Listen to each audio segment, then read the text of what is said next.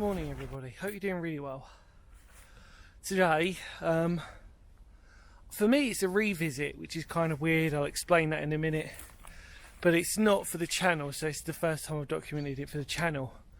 But we're in Muggins Chalk Pit, which is sort of just on the outskirts of Gravesend, towards Shorn and just before Chalk, and it's an incredible place. So let me just give you a bit of a backstory first. When I took my year out, I was still exploring, as I probably mentioned when I returned. And when I was doing all this, I was still exploring. And one of the places that I came to but never recorded was this place, known as Muggins Chalk Pit. And there's a few caves here that I want to sort of show you, and that's pretty much it. But without further ado, let's actually explore them, because it's pretty cool. So see you in a minute.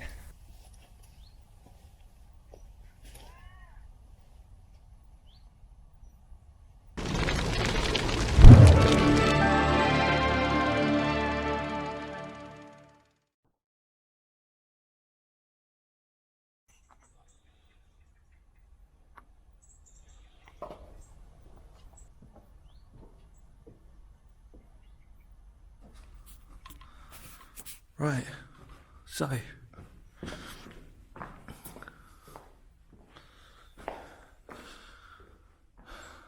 it is just an incredible place, really. Like I said, somewhere where I've been holding off for a while, really, just because of personal reasons. Like I said, my mental health and what it represented, but hey, got to do it sometime, so better to do it now. But look at this amazing structure, really. It's absolutely fantastic. A lot of people, I think, do know about this place, but whether they knew the actual history of it, the fact that this is a chalk pit, so actually the pit itself that you're in is just a massive pit, really. See lots of rubbish, usual sort of graffiti within here as well. If you look back, it's absolutely incredible. But you can see there, obviously it would have been for a little tea lantern. That might be not related to the date of this, though. I've got a funny feeling that looks a bit too modern, but still impressive. And here we are at the very edge of it. Just the detailing in the actual cut marks and everything else. Again, where people have clearly tried to cut out these little inlets for these tea lanterns, or just something to hold your little lantern. And as you can see, looking back, I mean, it's substantial. You know, it's a substantial sort of series of little caves, really. I mean, it's a chalk pit, but it's really a set of caves, really. Obviously, mining out the chalk itself. Now, the history from this place is actually sort of semi-vague, so it easily dates to the Victorian times, so easily, probably even earlier than that, in the Georgian times. There's always been labelled a chalk pit here for well over 100 years. And but the size and scale of it is actually, absolutely huge. Really, the actual these, for where we are, I mean, you're not a bar probably Gravesend Northfleet area. This is probably the biggest you're going to get on this side of Gravesend. There are loads and loads of chalk pits dotted about everywhere within this area, but this really is the most substantial one. So yeah, there you go. It's a nice little bit of history that I can offer you. Back in there would have been some kilns and that lot, but smaller kilns. So again, very sort of small on location, sort of structure-wise. So yeah, let's keep looking around. See nice little sort of sketchings and etchings within there as well. Pretty cool.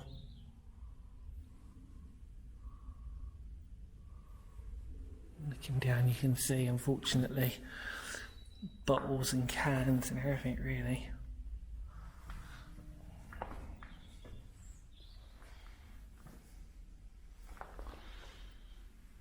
just these markings that are just absolutely incredible, really.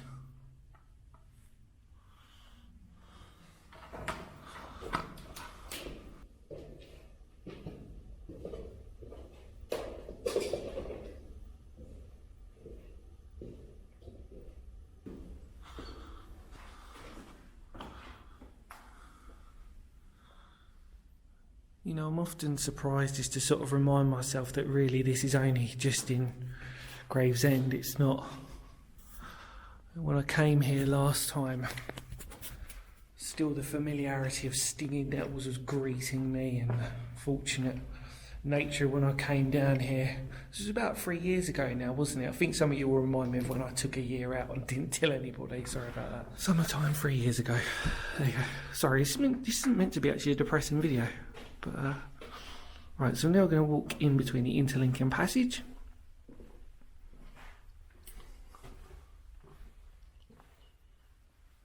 There you go. Okay, 1, 2. So this is the second one, which is all overgrown. What we'll do is we'll walk up to it and then we'll walk back down into it, I think.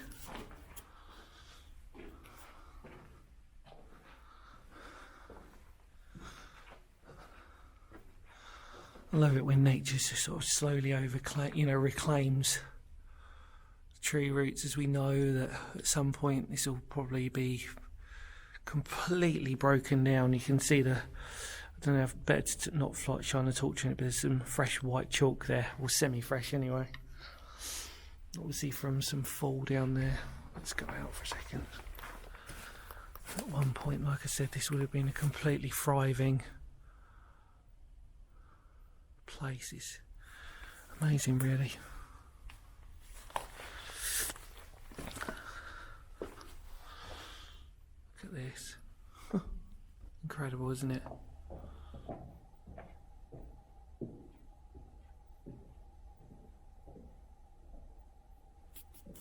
Right, so as you can see, that was where we came through. We're into linking corridor. Amazing, isn't it? Going through there. Then we'll walk to the end. I'm often always surprised at how people manage to get so much litter down here. John Bowyer, that says. 1981. Wow. You can see that.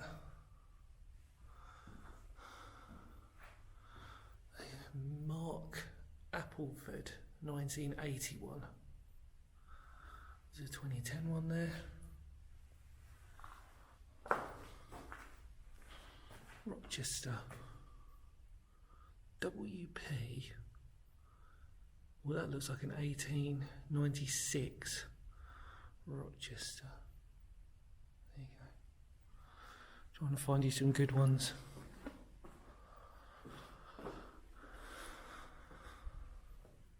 Literally littered this wall. You could spend ages here just looking at these. Right, let's get to the end.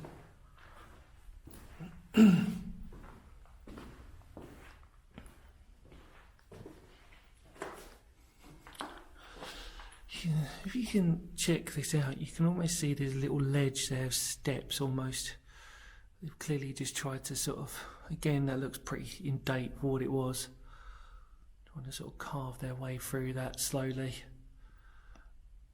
And then again, they'd transport this chalk out of here. We've seen it a lot in Kent, like I said before, you know, the whole factory of lime working, chalk for bricks, and more importantly, probably for Kent, it would be agriculture, for farming use, etc., etc. But it's surrounded everywhere. There's another one, 1976, Marshall. 1983.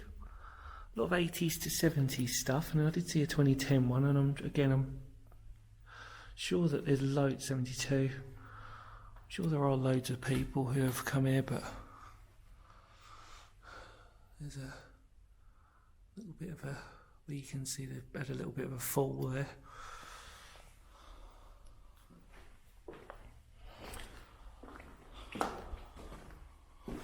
It's kind of strange actually coming down here and actually like documenting it and describing it to you. It's just odd. It's a surreal experience for me. Because when I came down here before, I wasn't really sort of thinking of that. Just thinking about myself, going, what the hell? Why have I got this really crappy mental health disease? Anyway, keep walking through. Okay. Again. Same again. Nice little cave, we'll walk through it, up to the edge.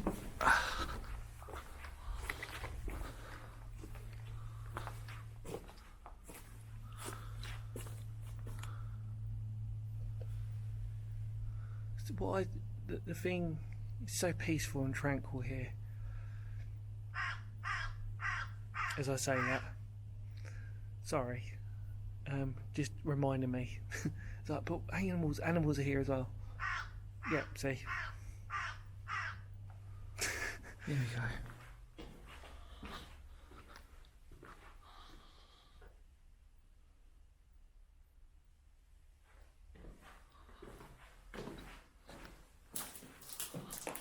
Look at this.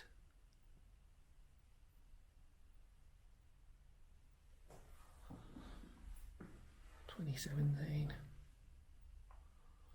There's a 2021 there.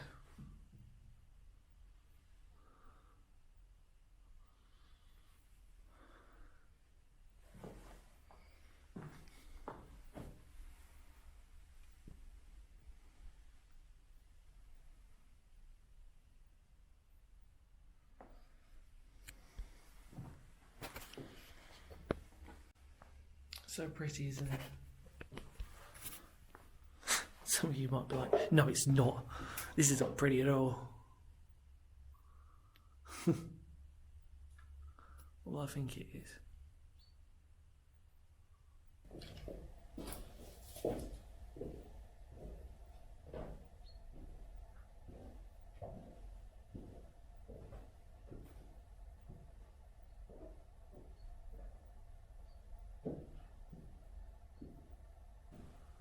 Right. Make our way back.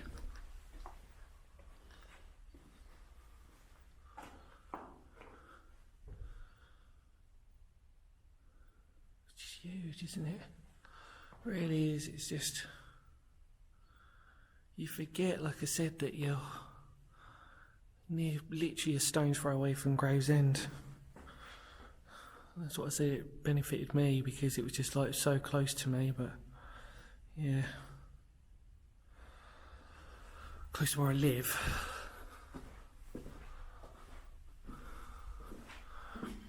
See different colours in the chalk here. It sort of goes to this sort of mustardy yellow. Like I said, it's completely covered in graffiti. Another little sort of lip there, if you can see that. Whether that was used for candlelight again.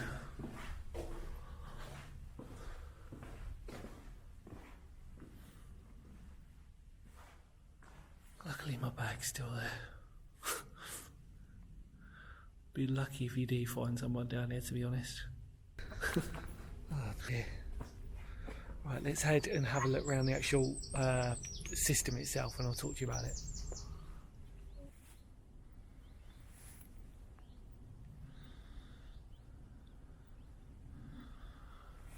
Right, so we're in the actual pit itself, right in the centre. But I just wanted to show you how well they camouflage themselves. So, if you look there, that's the one that we entered. But the second one is literally through there. You can sort of see a bit of shadow, and then the third one, again, you can just about see it in certain angles.